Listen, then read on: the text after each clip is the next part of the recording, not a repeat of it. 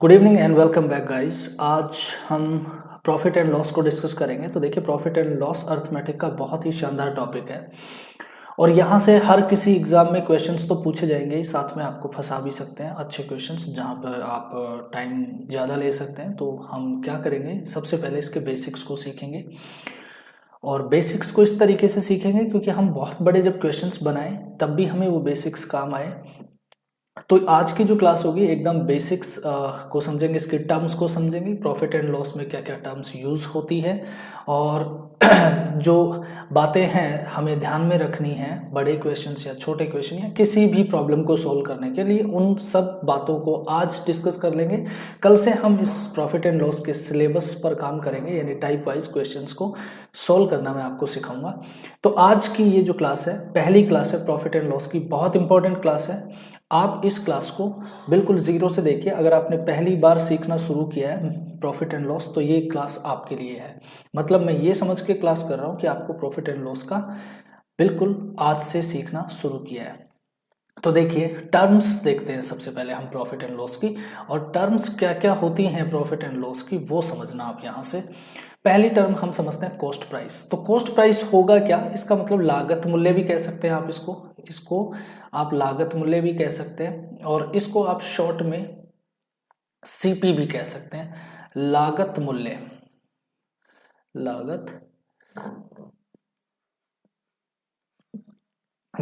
या फिर आप इसको शॉर्ट में सीपी बोल सकते हैं। यानी मैं आगे जब भी क्वेश्चन सोल्व करूंगा तो उस समय अगर मैं ये कहूं सीपी या लागत मूल्य या कॉस्ट प्राइस, क्रय मूल्य एक ही बात है।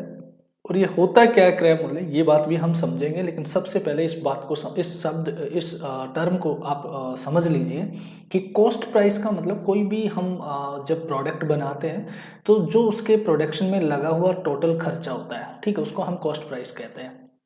अगर कोई व्यापारी कोई भी आर्टिकल कहीं से खरीद के लाता है, यानी कोई भी वस्तु कहीं से खरीद के लाता है, तो उसके लिए क्रय मूल्य या लागत मूल्य है कि उस वस्तु को पाने की एवज में उसने जितना भी खर्च किया है धन, ठीक है, उसको हम उसको हम कॉस्ट प्राइस कहते हैं। और एक होता है हमारे पास सेलिंग प्राइस, विक्रय मूल्य। तो विक्रय मूल्य ये है कि हम जब भी किसी प्रोडक्ट को बेचते हैं और बेचने के एवज में जो धन लेते हैं उसको हम विक्रय मूल्य कहते हैं, इंग्लिश में उसको सेलिंग प्राइस। हम इसको शॉर्ट में विक्रय मूल्य को एसपी बोल देंगे, एसपी, ठीक है। जब भी मैं क्वेश्चन सोल्व करूंगा तो उस समय मैं सेलिंग प्राइस में सेलिंग का एस एंड प्राइस का पी यानी एसपी मैं बोलूंगा। तो इस बात को आप समझना।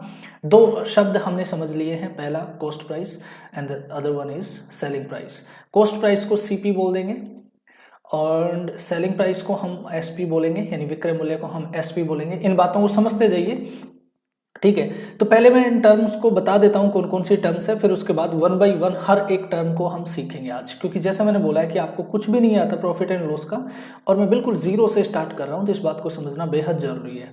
प्रॉफिट क्या होता है? प्रॉफिट आपका होता है लाभ, हिंदी में लाभ मुझे लगता है आप सब जानते हैं, फिर भी अगर नहीं जाने तो आप इतना समझ लीजिए कि लाभ एक ऐसा धन होता है जो आप कभी भी किसी भी वस्तु को बेचने पर, जब आप लागत से अगर अधिक धन में अगर उस वस्तु को बेच दें, यानी अगर आपने 100 का खरीदा और 150 का बेचा, तो यहाँ जो 50 का डिफरेंस आ रहा है वही आपका प्रॉफिट है।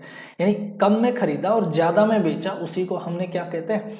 लाभ कहते हैं। ये बात आप सब जानते हैं। हानि भी आप जानते हैं कि अगर आप जितने का खरीद के लाए थे, अगर उससे कम में बेचते हो आप किसी भी प्रोडक्ट को, तो आपको क्या होता है? लॉस होता है, ठीक है। इसी तरीके से प्रॉफिट परसेंटेज, यानी प्रत्येक 100 पर प्रॉफिट की गणना परसेंटेज होती है, लाभ प्रतिशत।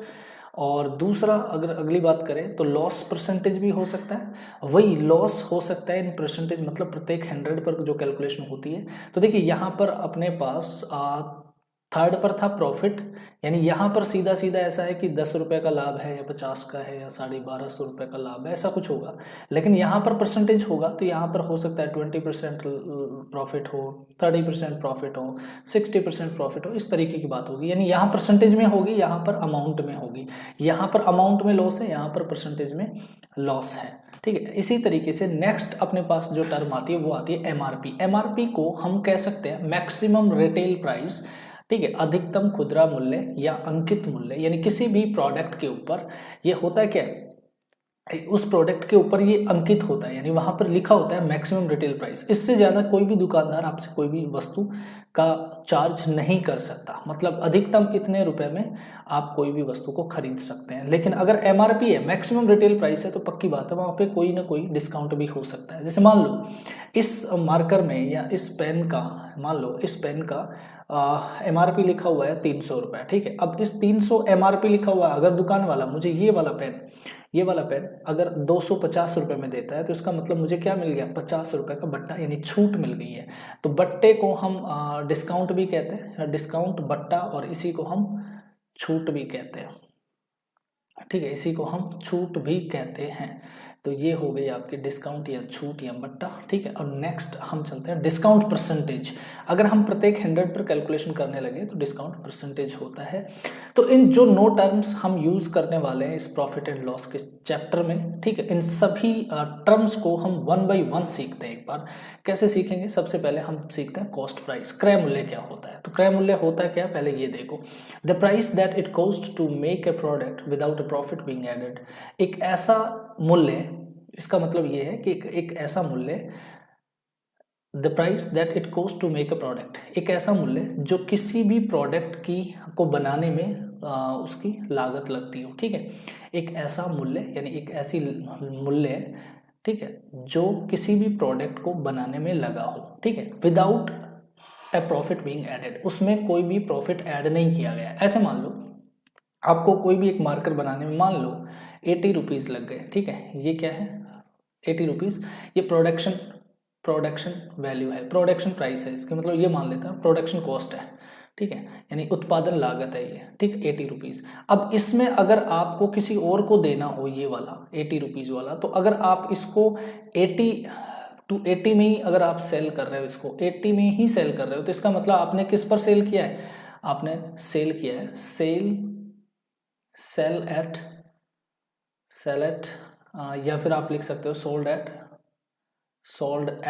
कॉस्ट प्राइस, आपने सीपी पर ही सेल कर दिया है, मतलब बेच दिया है। अब जब कई बार आपने ये कहा होगा कि मैं मेरे मित्र की शॉप से कुछ वस्तुएं कॉस्ट प्राइस पर ही ले लेता हूँ, यानी जितने में लागत थी उतने में ही ले लेता हूँ, वहाँ पे मैं प्रॉफिट नहीं पे करता।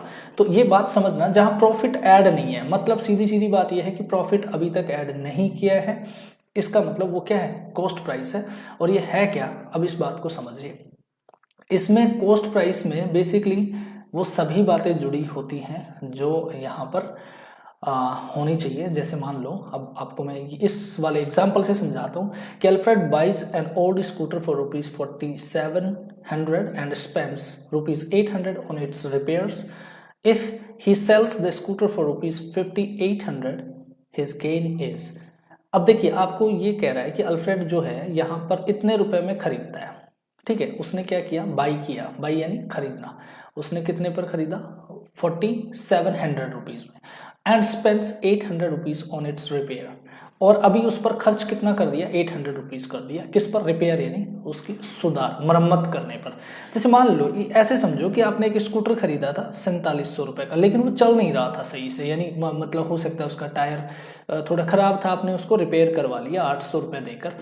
तो अब आपकी जो सीपी है ना, वो आपकी 47 नहीं है, ये ध्यान रखना। आपके पास वो प्रोडक्ट की टोटल जो लागत बनी है वो बनी है 4700 प्लस 800, और इस तरीके से ये बन गया आपका 5500 रुपीज़, यानी 5500 रुपीज़, ये आपका सीपी है। तो सीपी में ये ध्यान रखना, ये सभी जितना भी रिपेयरिंग पर लगता है, यानी टोटल बाई करने, मतलब अगर आपने ये समझा है कि इतने का खरीद लिया और ये हमारा सीपी हो गया, तो ये गलत हो जाएगा क्वेश्चन, ध्यान रखना। क्यों, क्योंकि आपने जो स्पेंड किया है ना 800, वो उसके रिपेयर पे खर्च किया है ताकि आप उसको चला सको। यूँ मानो कि जैसे मान लो आपने एक शर्ट बनवानी थी, ठीक है, एक शर्ट बनवानी है, और शर्ट अगर आपने बनवानी है तो आपने जैसे मान लो 500 रुपये का आपने कपड़ा खरीद लिया, ठीक है, आपने कपड़ा खरीदा, और जैसे मान लो 400 रुपये में इसने सिलवा दिया, आपने सिलाई लग गई है 400 रुपये।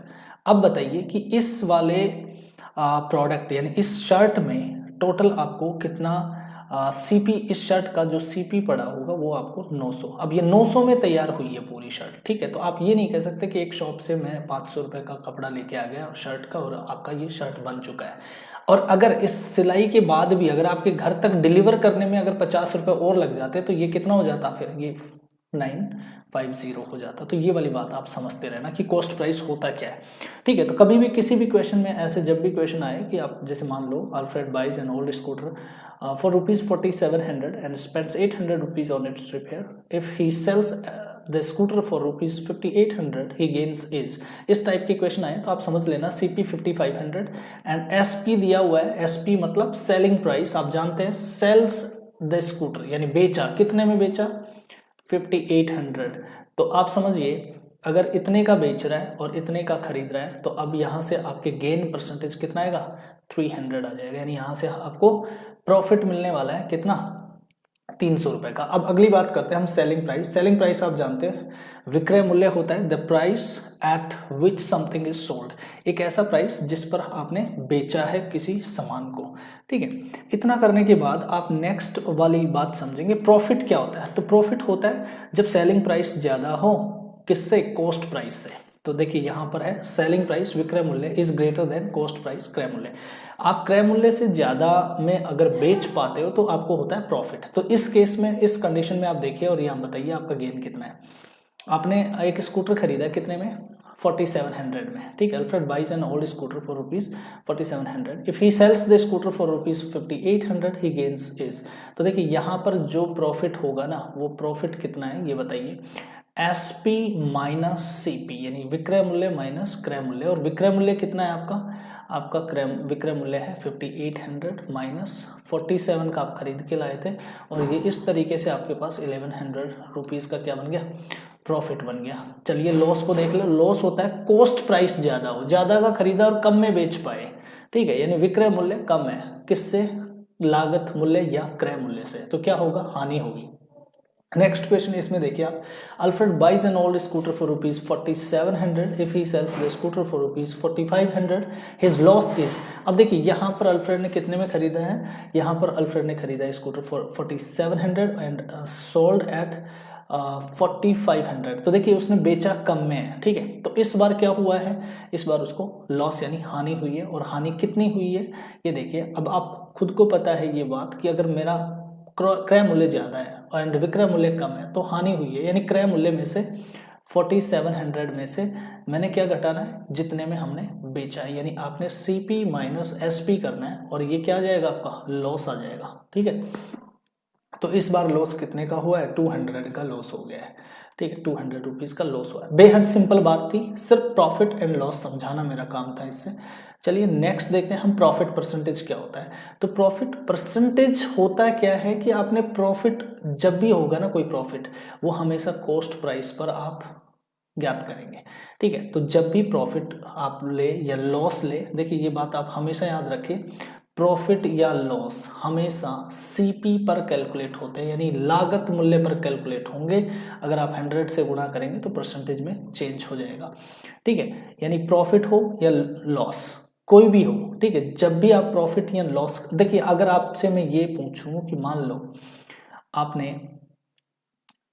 कोई भी वस्तु आपने 120 रुपए की बेच दी, 120 रुपए की बेच दी, ठीक है, कि बेच दिया, ठीक है, 120 रुपए में, ठीक है। अब आप मुझे ये बताइए कि कितना प्रतिशत प्रॉफिट हुआ, आप नहीं बता पाएंगे, ना ही आप लॉस बता पाएंगे। क्यों, क्योंकि आपको जब तक सीपी नहीं मिले ना, जैसे मान लो ये आपका सीपी और ये आपका एसपी, अगर एसपी दिया हुआ है ये लो 200, ठीक है, तो आप नहीं बता सकते। 120 तब भी आप नहीं बता सकते, यानी कोई भी एग्जांपल उठा के देख लीजिए।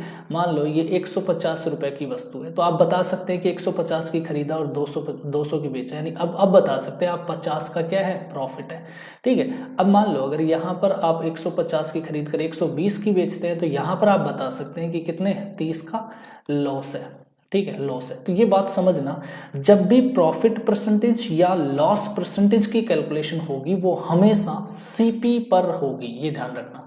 हमेशा डिनोमिनेटर यानी हर में क्या रहेगा, कॉस्ट प्राइस रहेगी। यानी आप प्रॉफिट हो तो प्रॉफिट रख दो ऊपर, और लॉस हो तो लॉस, बट ध्यान रखना बटा कॉस्ट प्राइस यानी क्रय मूल्य ही लिखना है। ठीक है, यानी हमेशा लाभ या हानि की गणना क्रय मूल्य पर की जाती है। जब तक क्वेश्चन नहीं बोले तब तक हम क्रय मूल्य पर करेंगे, अदरवाइज कई बार इस टाइप की भी प्रॉब्लम आती है एग्जाम में कि लाभ प्रतिशत विक्रय मूल्य पर गणना की गई है। तो ठीक है, उन टाइप के क्वेश्चंस के लिए हम अलग से देख लेंगे, बट फिलहाल ये ध्यान रखें कि जब भी प्रॉफिट या लॉस की बात करें तो वो हमेशा किस पर होता है, लागत मूल्य पर होता है, गुणा 100 करते ही। अब देखिए आपको ये फॉर्मूला याद है, अगर ऊपर वाला ये कॉन्सेप्ट है, इसको आप यहां पर यूज करके देखिए। Suppose shopkeeper has bought 1 kg of apples for 150 rupees and sold it for rupees 180 per kg. How much is the profit gained by him? देखिए आपको वो ये कह रहा है कि 1 kg एप्पल 150 रुपए के खरीदता है, ठीक है, and sold it for rupees 180 पर केजी। ठीक है, तो आपको ये देखा है कि सीपी कितना है आपका, सीपी है 150 एंड एसपी है आपका 180। तो आपको समझ आ गया कितने ज्यादा में बेचा गया है, प्रॉफिट कितना है, प्रॉफिट है 30 रुपीज का।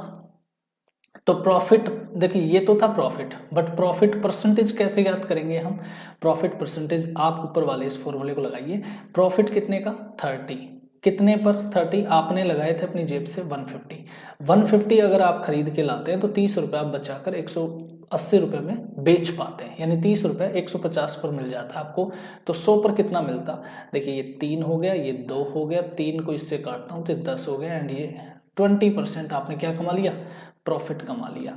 ठीक है, नेक्स्ट क्वेश्चन लॉस परसेंटेज का देखिए। तो loss percentage loss upon cost price into 100, same चीज है, जैसे हमने प्रॉफिट को ज्ञात किया ऐसे ही लॉस को ज्ञात कर सकते हैं। यहां देखिए एक बार, suppose a shopkeeper has bought 1 kg of apples for 150 rupees and sold it for rupees 120 per kg. How much is the profit percentage gained by him? तो देखिए सेम क्वेश्चन है, ऊपर थोड़ा सा फिगर में चेंज किया है। मैं आज आपको ये बेसिक क्वेश्चंस इसलिए करवा रहा हूं ताकि आपको ये समझ आ जाए कि प्रॉफिट परसेंटेज किस तरीके से ज्ञात करते हैं, लॉस प्रतिशत किस तरीके से ज्ञात करते हैं, ताकि जब बड़े बड़े क्वेश्चंस हों तब हमें बिल्कुल परेशानी नहीं हो इन छोटी छोटी बातों की। तो देखिए आपने खरीदा कितने में, 150 में, सीपी आपका 150 एंड एसपी यानी विक्रय मूल्य आपका है 120। तो आपको ये बात समझ में आ गई होगी कि यहाँ लॉस हो चुका है हमें कितने का, 150 खरीद कर 120 में बेच रहे हो, मतलब आपने 30 रुपए का लॉस ले लिया। तो अब लॉस परसेंटेज ज्ञात करना है इस क्वेश्चन के लिए, तो 30 रुपए का लॉस कितने पर, सीपी कितना है, सीपी को रखना है नीचे 150, तो 100 करेंगे आप। तो सेम वही बात हो गई, 1 and 5 एंड बिकम्स 20, यानी 20% का क्या हो गया इस बार लॉस हो गया। ठीक है, 20% का। तो ये दो बातें आपने समझी। अब आती है नेक्स्ट बात, होती है हमारी एमआरपी। तो अंकित मूल्य क्या होता है, देखिए मैंने आपको ये बोला कि जैसे मान लो ये पेन है हमारे पास, अब इस पेन का एमआरपी इसके ऊपर लिखा हुआ है maximum retail price, and maximum retail price का मतलब क्या होता है वो देख लो आप। इसका मतलब होता है maximum retail price. Maximum retail price को हिंदी में लिख सकते हो अधिकतम खुदरा मूल्य, यानी इससे ज्यादा कोई भी दुकान वाला ले नहीं सकता। ठीक है, तो वो उसको हम क्या कहते हैं, अंकित मूल्य कहते हैं। अब अंकित मूल्य होता क्या है कि अंकित मूल्य में अगर हम डिस्काउंट घटा दें तो हमारे पास क्या बचेगा, सेलिंग प्राइस। ठीक है, अंकित मूल्य जरूरी नहीं है कि हम सेलिंग प्राइस और अंकित मूल्य समान हो। कुछ वस्तुएं हम अंकित मूल्य पर खरीद के लाते हैं, लेकिन कुछ वस्तुओं में हम थोड़ा सा बट्टा, यानी अंकित मूल्य अगर मान लो 300 रुपए लिखा हुआ है, अगर उसमें हम 20 रुपए का छूट देकर अगर हमें 280 रुपए में कोई वस्तु मिल जाती है, तो ध्यान रखना वो 20 रुपए जो है वो तो है हमारा क्या, डिस्काउंट। 300 क्या है, अंकित मूल्य, और ये 280 में हम खरीद के लाए थे, तो ये दुकान वाले के लिए क्या हो गया, ये हो गया दुकान वाले के लिए सेलिंग प्राइस। तो ये एक थोड़ी सी बात थी जो समझनी थी आपको। अब बट्टा होता क्या है, छूट होती क्या है, छूट होती है भाई एमआरपी में से, मान लो मैंने यहाँ ऊपर वाले एग्जांपल से मैं बात करता हूँ, 300 का कोई एमआरपी है, ठीक है, और आप 280 में खरीद के लाए, तो ये जो 20 रुपए का जो डिफरेंस है ना, यही आपका क्या है, ये डिस्काउंट है आपका। ठीक है, यानी छूट एक तरीके से, जितना दुकान वाले ने मांगा या जितना लिखा हुआ था प्रोडक्ट पर उतना नहीं देकर आपने कुछ कम करके दिया, उसी को हम क्या कहते हैं, डिस्काउंट कहते हैं।